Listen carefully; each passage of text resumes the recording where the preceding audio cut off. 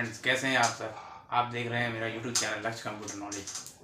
आज मैं आपके सामने कुछ ऐसी बातें बताने वाला हूं, जैसे कि मैं अब इसके आगे से बेसिक कंप्यूटर के बारे में सभी को जानकारी दूंगा, यानी बेसिक कंप्यूटर ऑफ नॉलेज। तो आप देख रहे हैं कि हमारे चलते हुए जीवन में कंप्यूटर का कितना महत्वपूर्ण योगदान हो गया है। आजकल के युवा और बच्चे से लेकर यानी युवा तक सारे लोग कंप्यूटर सीख रहे हैं। आप देख रहे हैं कि कंप्यूटर का स्कोप कितना बढ़ गया है और आजकल सब डिजिटल चीज़ें हो गई हैं। तो मेरा मानना ऐसा है कि आजकल के ज़माने में कंप्यूटर का होना अति आवश्यक है।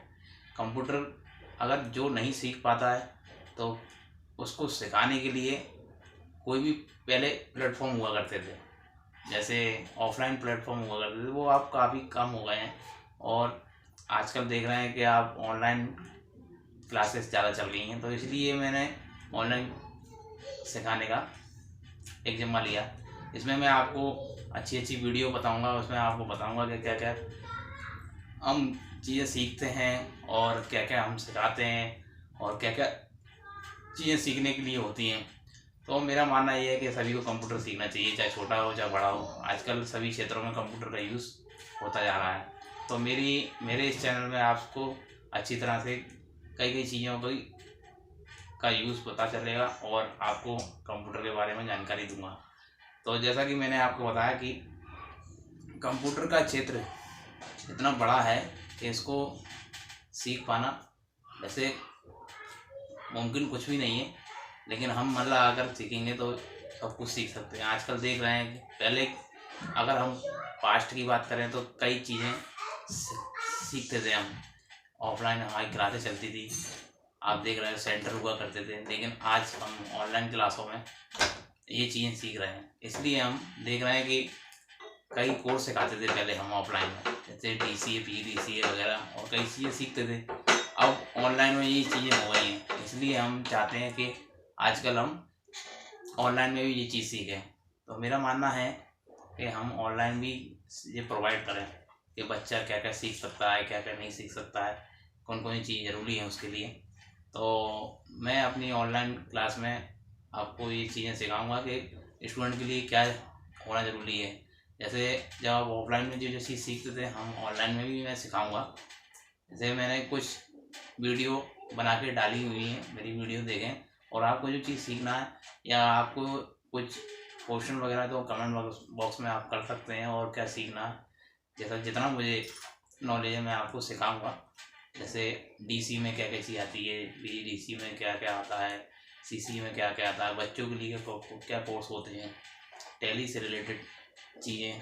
तो मैं सारी चीज़ें मैं आपको यहीं पर अपनी ऑनलाइन क्लास में या वीडियो के द्वारा मैं आपको बताऊंगा, क्योंकि आप देख रहे हैं कि कंप्यूटर का क्षेत्र कितना व्यापक हो गया है और कितना बढ़ता चला जा रहा है। तो इसलिए मेरा मानना यह है कि कंप्यूटर सभी को सीखना चाहिए और आगे चल के कंप्यूटर सभी क्षेत्रों में लागू हो जाएगा। जैसे कि सभी क्षेत्रों में लागू हो ही गया है, प्राइवेट सेक्टर में ले लीजिए, गवर्नमेंट और आपके गवर्नमेंट सेक्टर में लीजिए, किसी भी सेक्टर में आप बिना कंप्यूटर कुछ भी नहीं कर सकते। आप देख रहे हैं कि कंप्यूटर में सारी चीज़ें हम कंप्यूटर से ही कर रहे हैं। बिल वगैरह ले लो, कुछ भी किसी भी पर्पज से किसी भी चीज़ को हम कंप्यूटर से यूज़ कर रहे हैं। इसलिए मेरा मानना है कि कंप्यूटर हमें सीखना ज़रूरी है।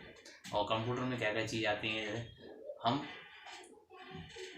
अपनी क्लास में कंप्यूटर फंडामेंटल यानी बेसिक कंप्यूटर से लेकर सारी चीज़ें इसमें स्टार्टिंग से स्टार्ट करेंगे हम, जिससे क्या है कि हमें सारी चीज़ें को नॉलेज हो।